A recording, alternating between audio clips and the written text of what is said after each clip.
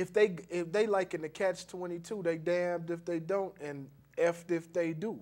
And the situation is, you could lend these corporations or give them the bailout of $700 billion.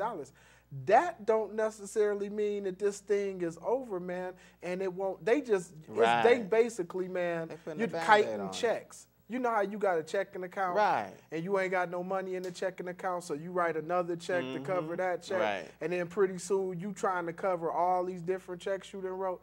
This is what's going on in America right now. But then when somebody call booty on you, and you got to show some booty, you know, you got to bring up something materially to back up this paper you've been hanging. They ain't able to do that. And what's happening now, man, there's a collusion going on. This ain't no Democrat or Republican thing, because both parties have been enriched by these financial institutions. Barack Obama then got more money than John McCain from Freddie Mac and Fannie Mae. He didn't receive more money for contribution and campaign and all of that. So the problem is fascism, man. And this is a topic that I've talked about on the Final Call Newshour over and over again. Fascism is when the government and corporations join together to create a totalitarian state. A lot of people think fascism is gassing people in ovens and mass murders, and that's a byproduct of fascism. When the people revolt against what you're doing, then you got to contain and maintain control of a population, and then the people on the bottom get exterminated.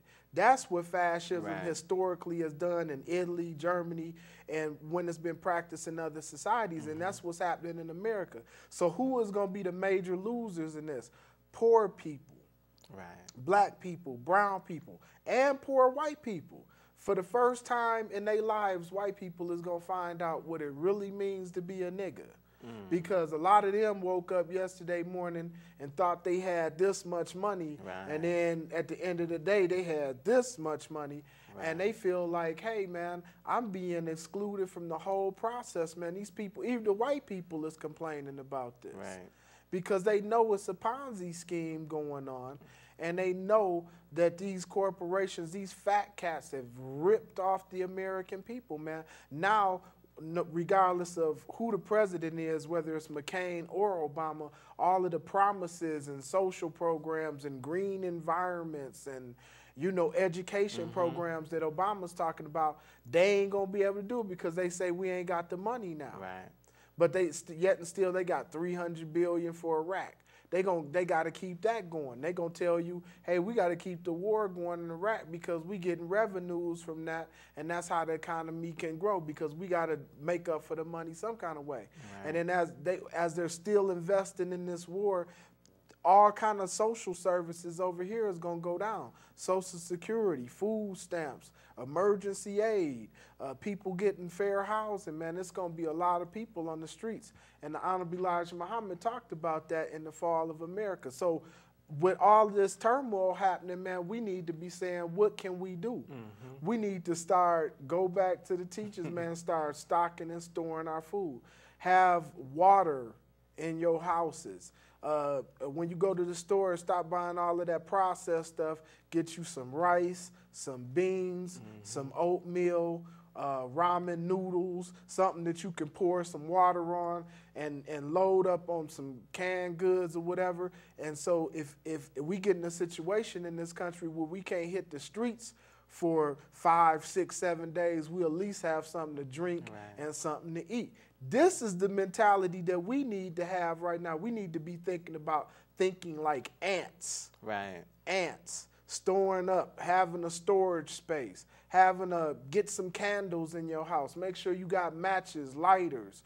Make sure you got a radio with batteries in. I'm talking about I'm telling you to prepare like you about to first face a hurricane or a tornado or something like that, because Allah is angry at America, and America's being punished for what it's doing right now. It's saying the chapter of Revelation, the angel cried out, Babylon has fallen. Nobody wanted to do commerce with her no more.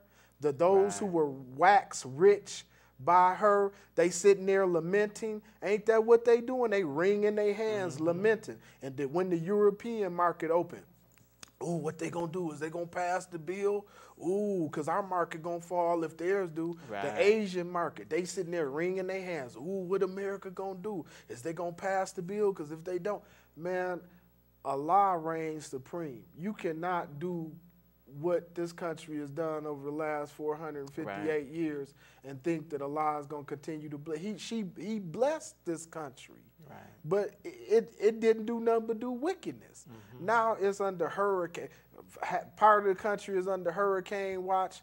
Another part of the country is under fire watch. Midwest, you got all kind of floods and stuff going on. So Allah is angry, man, and he's taking America and slowly knocking her down. Yes, sir. Because of the wickedness that goes on in this place. Now, you mentioned the Honorable Elijah Muhammad, and I brought in this book, Brother Corey, if you can get a shot of that, The Fall of America, which the Honorable Elijah Muhammad wrote, and he published in 1973.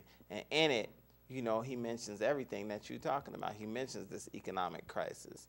He mentioned that once America went off the gold and the silver standard in terms of her money, her economic doom, not only hers, but America's and England's economic doom was sealed, you know, because they just, like you said, they floating paper, they floating money. On the dollar bill, it used to say that it could be redeemed for $1 worth of silver, you know, to whoever bears this particular note.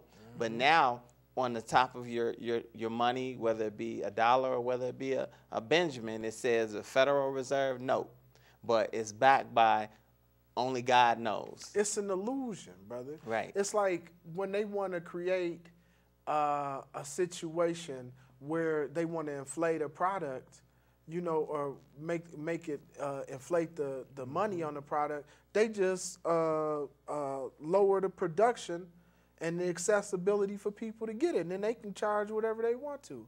And that's what they doing with this money. The money thing is an illusion. It's like Christmas is an illusion. Right. But if you told everybody ain't no such thing as Santa Claus, Jesus wasn't born on the 25th, then people stop going shopping. The economy's messed up. So you got to perpetuate the lie so people can keep making the money.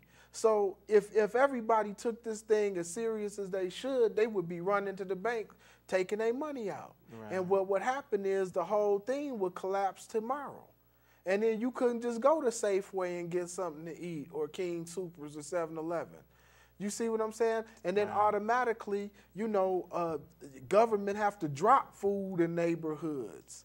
And then the food that you get is rotten and diseased and tampered with. And this is how they control third world nations. Now, the right-wing element of the Republican Party and conservatism have been talking about this. They've been talking about the fall of the government and how people is going to have to fend for themselves.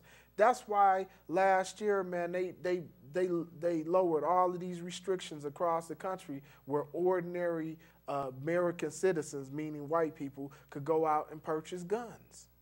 They, you know, because their ideology is things is going to be bad here, and I'm going to have to protect my property and my family against people that's going to be hungry in the street or knocking on my door trying to break in to see what I got. And that's the mentality, man, that they trying to create, man. But we can start do stuff is, if you still believing in America and all of this foolishness that America's the #1 country on, if you still believing in that, you gonna falter with this country. What we need to be doing is making preparations, man, so we can get through this thing, and then Allah's gonna bless us with this. It's written. Yes, sir. It's written. Let's break this whole proposal down, this whole $700 billion bailout. What they're proposing is they want to insert $700 billion into the economy, 250 billion, I believe, immediately, and then the 450 to follow, all being supervised and moderated by Mr.